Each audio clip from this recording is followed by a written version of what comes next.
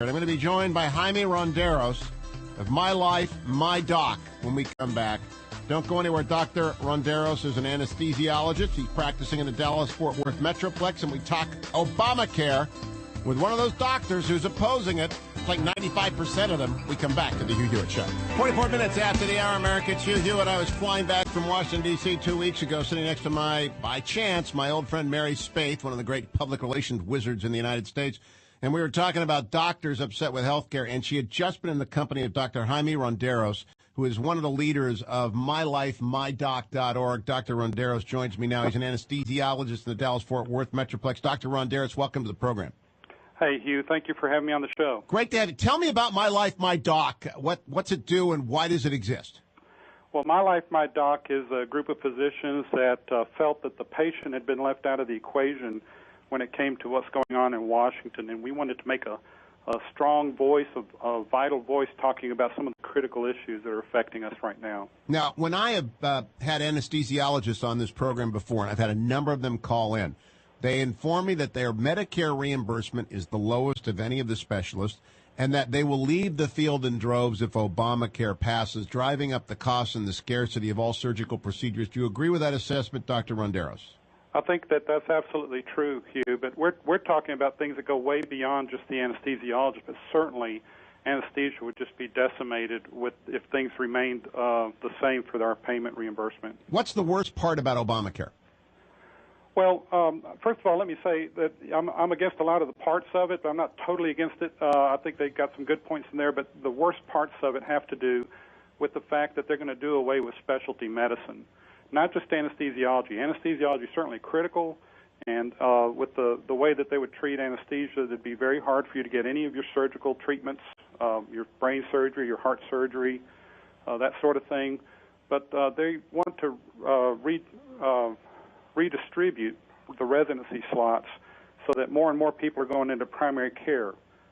Primary care is great, and we support that if they opened up more slots, but by reducing the number of specialty slots, it's going to be very difficult for people to find a specialist in about 5 to 10 years. It's going to be very difficult to find a brain surgeon or find a heart surgeon. Now, I want to ask you specifically about anesthesiology, even though I understand MyLifeMyDoc.org is full of people who are not anesthesiologists. While I've got one, though, I'd like to ask you, why is it that you guys get paid the least of all the specialties?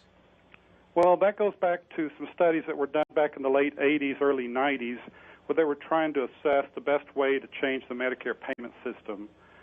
They did a lot of different data points on all the different specialties and then used different conversion factors relating to the amount of work you do, the amount of risk you take, the amount of training you had. And for some reason, the 4 data points that they took on anesthesiologists were very poorly taken, so that it ended up cutting us, at the time, almost 50%. But since then, because of other changes that have come through, we've been pretty much cut a total of about 70%. Wow. Now, on the other side of the world, docsforpatientcare.org has formed up. That's another physician grassroots organization. Now we've got MyLifeMyDoc.org coming out of Texas and across the United States. What percentage, and I want, let's be as fair as we can, Dr. Ronderos, what percentage of MDs do you think oppose the various versions of the bills presently pending in Congress and the Senate? Well, I would have to say that probably over 50% of doctors are unhappy with it, and probably approaching 75%. That recent study that just came out with Investors Business Daily showed that about 45% of doctors would already have a way out of their medical careers, would contemplate leaving. So I don't think it's too extreme to say that, in the 60 to 70% range. And when you were back in D.C., how was your reception from legislators? Did they listen? Well, we went there to represent MyLifeMyDoc, and there was 4 of us that went, and we were there talking with people in different people's offices. They were all very receptive and cordial to us.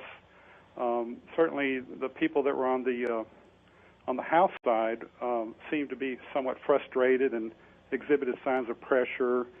They were, very upset at having to discuss the issue and over and over and over again. But I think we brought a fresh view to them, and they were actually quite interested and asked questions. On the Senate side, it looked like it was all new to them, and they were excited about the opportunity to discuss it. They'd been waiting for Senator Baucus's mark to come out, which came out while we were there. What do you make of Senator Baucus's mark? Well, if you compare it to 3200, it's certainly got a little more thoughtful and sophisticated language in it. Although that, 3200 was 1,100 pages, and Baucus's mark was about 220.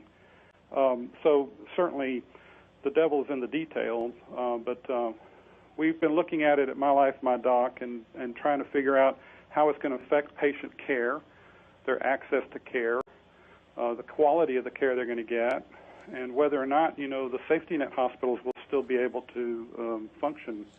How do you think this will do to seniors if some version of Obamacare passes? Putting aside doctors' interest for a moment, just focusing on senior citizens, how do you see the impact of Obamacare in any of its versions?